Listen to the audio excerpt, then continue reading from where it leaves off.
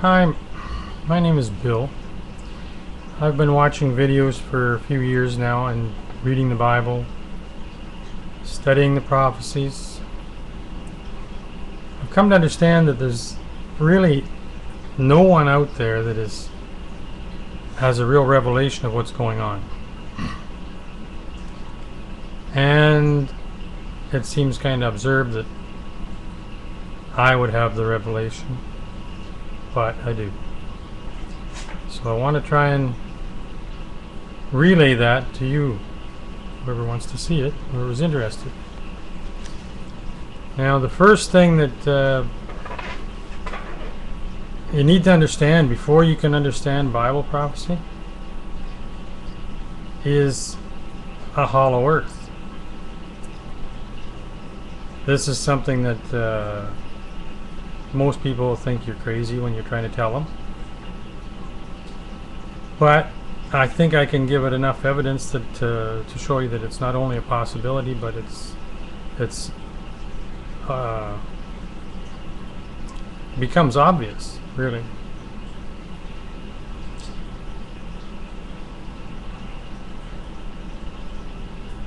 I don't know exactly where to start with this.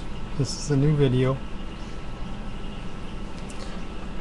You can do all kinds of research for yourself. You can go on YouTube. You can go on all through the internet to read books and read other people's view on whether or not the earth is hollow.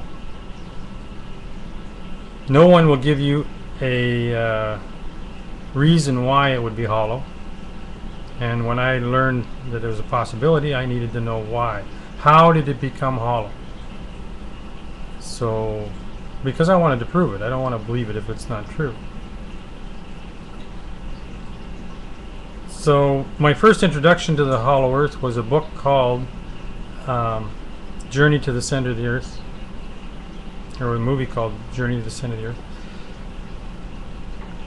That was when I was really young. I didn't think nothing of it. When I was older, I was about 34, I was praying and asking the Lord for wisdom to understand Bible prophecy and the Bible, creation. And one day I was walking through a local bookstore, a used bookstore, and I found a book called The Hollow Earth. It was written by Dr. Bernard. He claimed that the Americans had found an opening in the North Pole, which I don't believe is there right now. I'll explain that. That he flew inside, that he saw mammoths foraging in a forest inside, getting low on fuel, he had to come back up. And that there were communications picked up through shortwave to prove. And he had all these proofs. And then he went into the fact that a lot of the older civilizations believed in a hollow earth, and there were cave drawings and stuff like that. Now, to me, that's not proof. That just tells me that somebody believes somebody flew inside. The evidence of the flight has been denied completely, but that's nothing unusual. If you listen to any conspiracy theories, they deny everything. So it becomes a search for what's right and what's wrong, what's true and what's a lie. And I believe that I've proven to myself, anyway, that the earth is indeed hollow. So I needed to prove it for myself at one point. So then, through a lot of prayer and searching, I won't tell you how I went through it all. It was a long, long story. I don't know how to get that all into you. So basically, what I've come to believe is that God created the earth as a hollow earth. When you look at Genesis chapter 1, the first verse, it says, I'm not prepared for this. I was just doing a test here. So if this goes, I'll just fly with it. What I saw was in Scripture that God, His Spirit was over the face of the waters. And the first thing that people teach you when they're teaching creation biblically, for those who believe, is that God said, "Let there be light." They totally ignore the fact that in the first verse, He said that His Spirit was over the face of the waters, and that there was darkness on the face of the deep. And what this tells me is that there was water, and that the universe was a huge ocean of water before He said, "Let there be light." Now, if that's a fact, if we can say that's a fact, I don't know where the water came from. I have ideas that God, looking at creation and what was coming, maybe wept, and the tears filled the universe, or something like that. But that, I can't prove that, and people tell me I'm nuts if I say it. So I said it. So anyway, if the earth, or if the universe was filled with an ocean before He said, "Let there be light," it just unfolds exactly according to Scripture. Try to understand an ocean of water. Now, there's no gravity except for the water itself. So the center of gravity is the center of this ocean.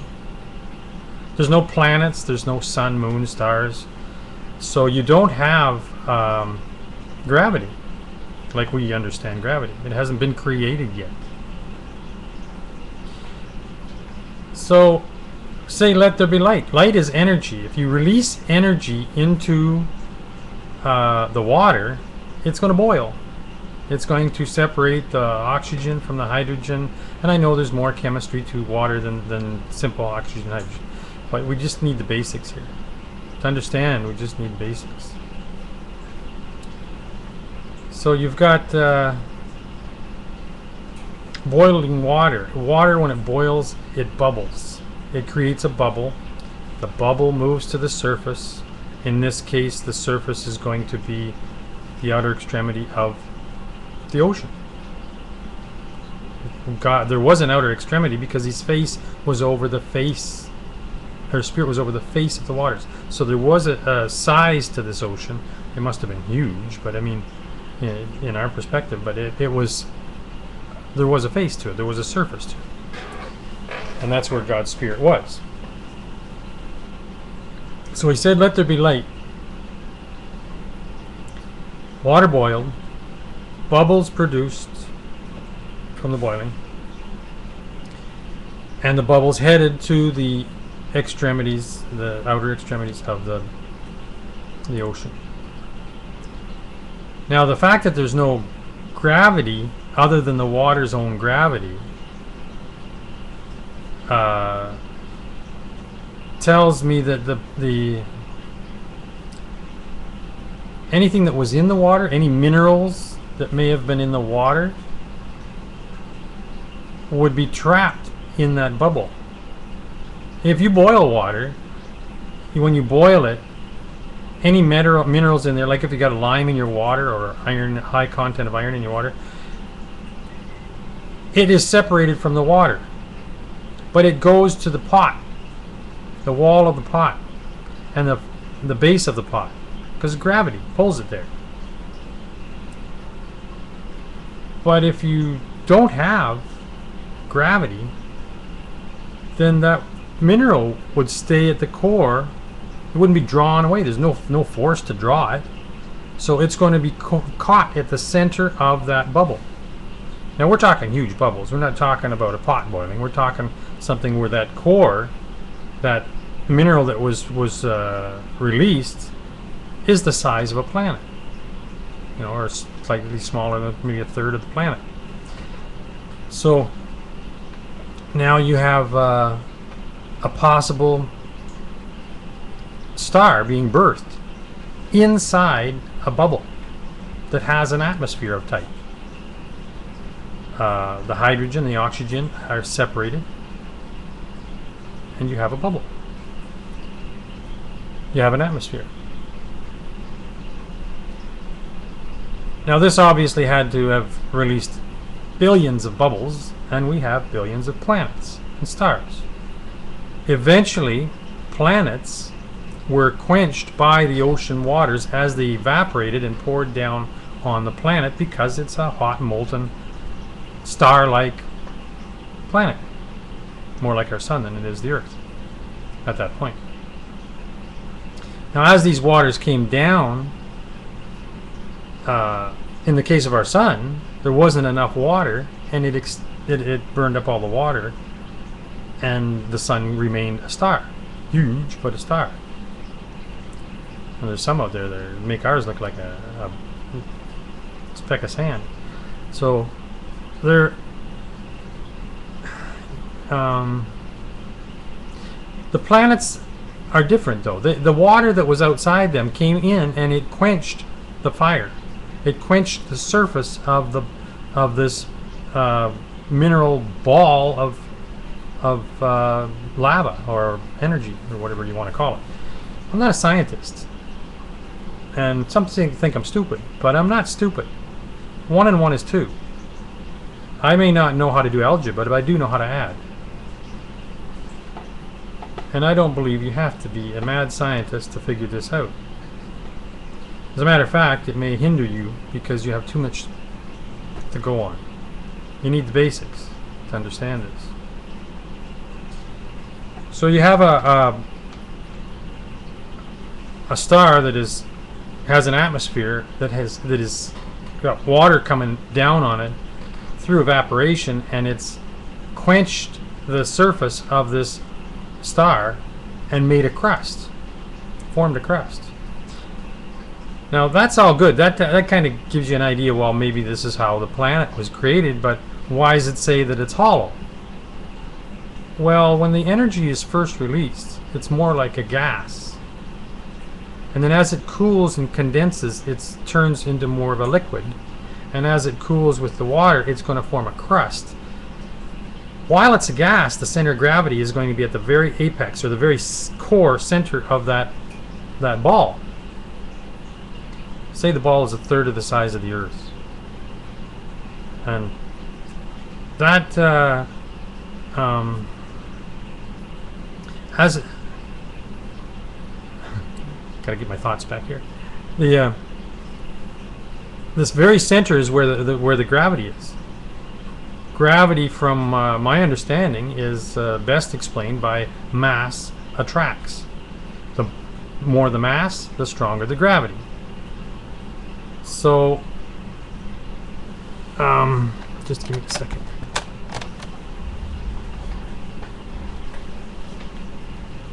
You've got gravity. That's not working here. Tilt.